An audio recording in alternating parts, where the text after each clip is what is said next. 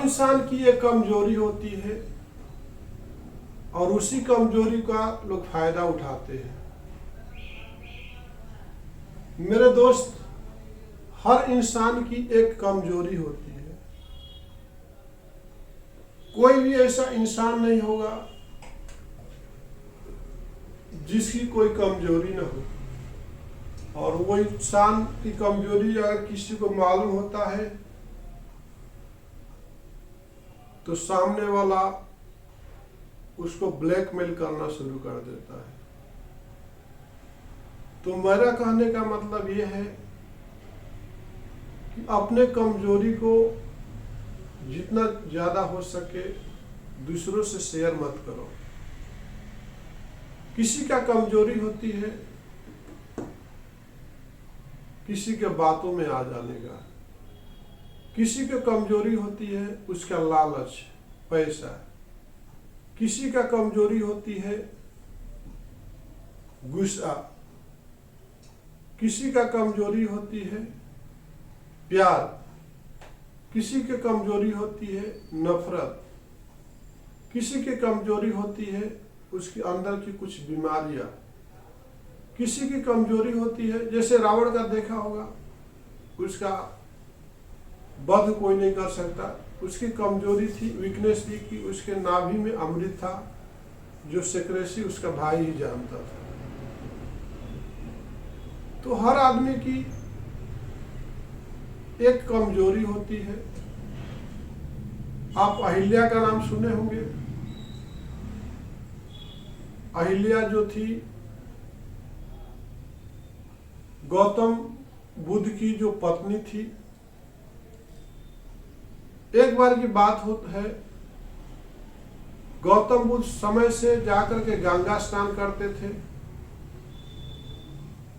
तो चांदनी रात थी और सबसे खूबसूरत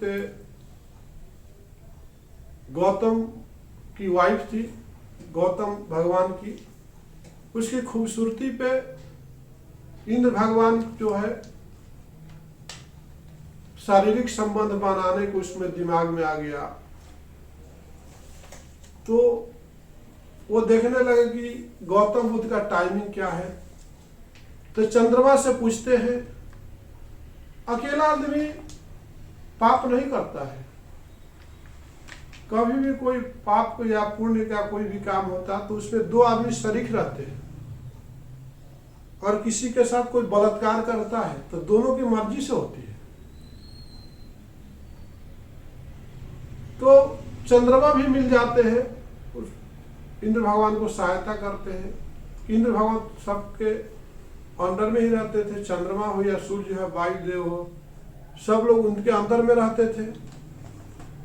ठीक है। तो चंद्रमा को बोलते हैं कि आप मेरे दोस्त, आप जो है ना मुर्गा बन जाओ और जाकर के ऋषि के कुटिया के सामने कुकुड़ को बोलो तो उठ करके चले जाएंगे।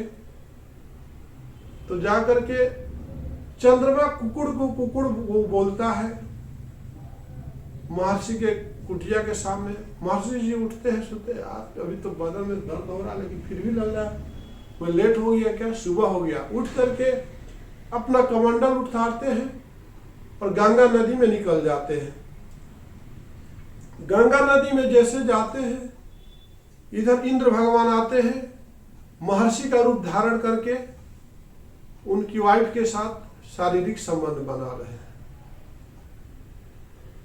जैसे ही वो गंगा नदी के पास पहुंचते हैं, गंगा नदी में अपना बर्तन को डालते हैं, पैर डालते हैं। गंगा वर के बोलती है, कौन पापी है जो इतनी रात को हमको डिस्टर्ब करने के लिए आ गया।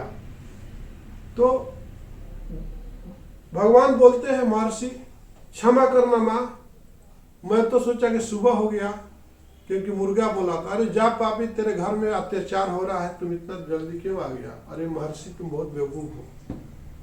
जाते हैं, देखते हैं तो इंद्र भगवान कुटिया में से बाहर भाग निकलता है और उधर कुकुड़ को जो बोला था चंद्र भगवान तो अपने मृग के छाला से लेकर के महर्षि वार करते हैं। तो आज भी देखा होगा चंद्रमा में भी दाग है। आप बोलते हो ना दाग किस में नहीं है, आप देखोगे तो चंद्रमा में एक काली लकीरें हैं।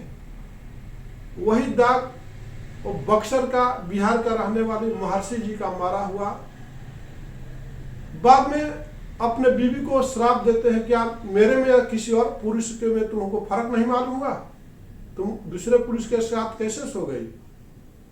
तो श्राप देते हैं, जाओ तुमको मैं श्राप देता हूं कि तुम आज से पत्थर बन जाओ। और वही जो है अहिल्या पत्थर बन जाती है। ये कहानी बहुत लंबी है। और फिर जाकर श्री रामचंद्र उसको चरण से स्पर्श करते थे। फिर तो कहने का मतलब है कि इंसान जो होता है, हर इंसान की एक कमजोरी होती है। वहां पे गुस्सा जो है अपने पत्नी को पत्थर बनाने की कर दिया। थोड़ा सा कंट्रोल किए होते तो बाद में महर्षि को पछताना नहीं पड़ता। बाद में पत्थर तो बना देते हैं लेकिन पछताते हैं।